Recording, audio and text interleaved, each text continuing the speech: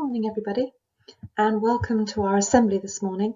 It's Monday the 30th of November, and you can probably guess by looking at the title and by looking at what's behind me that my assembly is all about my favourite thing, books. So welcome.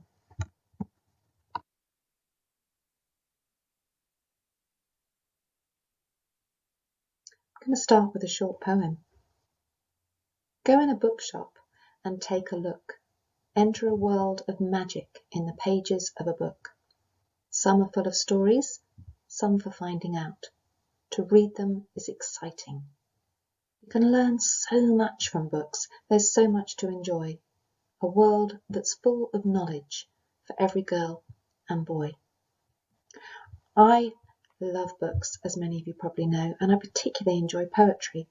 But there are so many different types of books, whether it's poetry books or information books, storybooks. There is something for everybody. And I know that I like to dip into all different types of books, and I'm going to share some of that with you. Now, I don't live in a particularly big house, so my books are rammed onto the shelves behind me, and they're rather full. And in actual fact, I'm going to be honest, if you look around, they're stacked all over the floor because I don't have room.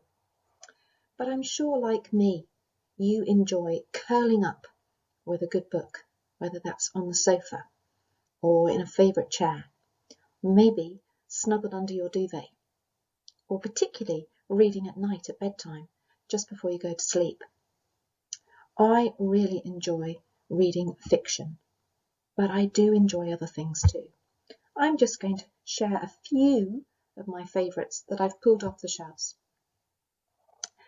One of the things I really enjoy is second-hand books. I really like going into bookshops ordinarily in normal times and just browsing, and old bookshops as well. So sometimes I buy books just because I like that version, or I particularly get attracted to the illustrations. And I pulled one off here that's an old Shakespeare book that wasn't bought brand new. It's really musty, but I love the illustration on the book jacket. And that's sometimes what attracts me to a book. There's something special about an old book. And I have some of my really old books that I have had since I was a little girl. I have this book that doesn't look particularly attractive. It doesn't have a cover. I don't actually remember it having a cover. This was my sister's, and it got handed down to me because she's older than me. But it's a real favourite of mine because I love anything to do with Winnie the Pooh. And this is a poetry book, and it's called When We Were Very Young, and you might just be able to make out on the cover. You've got Christopher Robin, and Winnie the Pooh is down in the other corner down here where my fingers are. So this is a really old poetry book that used to get read to me when I was a little girl in the evenings, and it's full of line drawings and illustrations. And then I have another storybook from when I was a little girl. It's in good condition because it had a plastic jacket on it, which I took off, and I really looked after it. And this was probably my favourite storybook when I was really little. And it's the Elves and the Shoemaker. And I'm sure you probably know it, but I thought it was just magical. And my dad had a brilliant reading voice, and he used to make it very special. But some books are not for reading for stories and fiction. I've got quite a lot of old dictionaries and thesaurus and word books. I quite like those too. But this one, look at the state of it. It's really battered and bashed, and it hasn't been looked after because this used to come to me every day in my school bag when I was at secondary school or senior school. And it's my old French English dictionary, and it's a bit battered and bashed and well thumbed, but I've kept it. I hope that you have favourite books. I also love recipe books. I have a whole sorts of different things. So let's just think about that for a moment.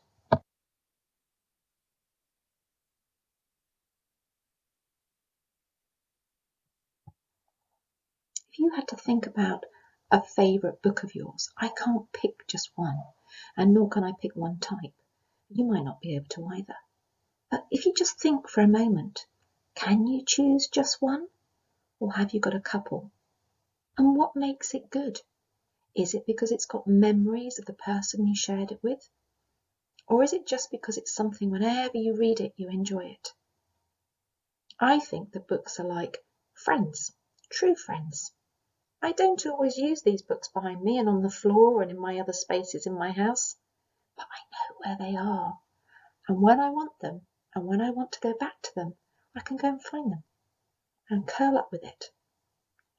I asked the teachers on the staff if they could think about their favourite book when they were at primary school. And I've got some of their choices to share with you.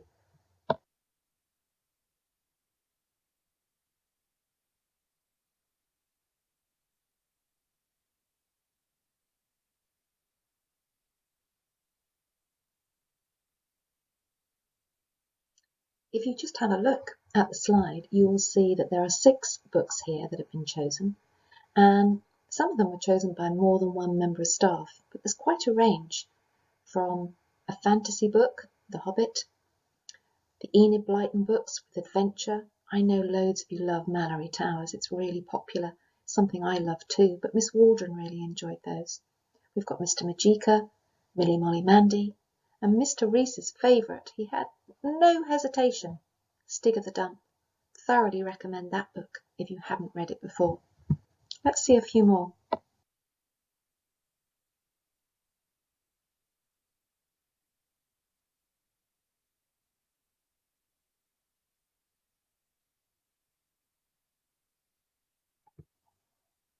Got a real collection on this page, from classics and animal books like Black Beauty.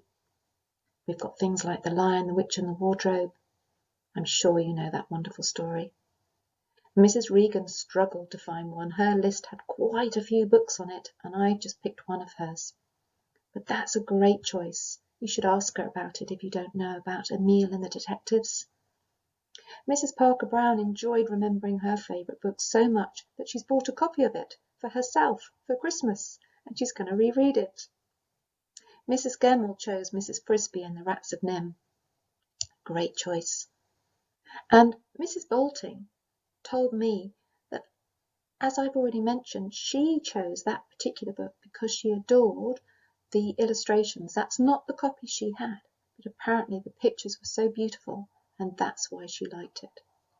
Mr. Peters' choice of book is a choose your own adventure. I wonder if you've heard of that.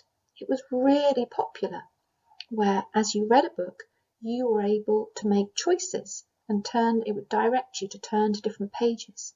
And the choices you made decided on how the plot developed. Great fun. You should ask him if you've never heard of that, because you might enjoy them too.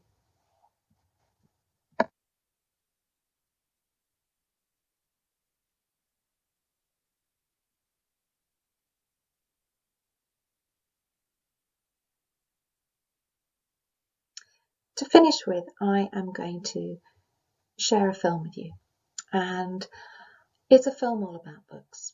It's about a character called Maurice Lesmore, and he has an adventure with flying books.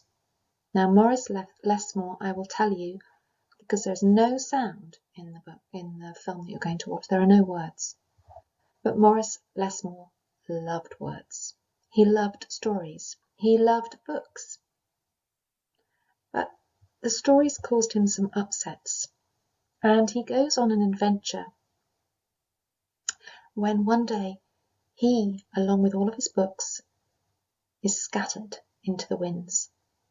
But the power of the story saves the day. I really hope you enjoy it. I think it's quite magical. So get yourself comfy.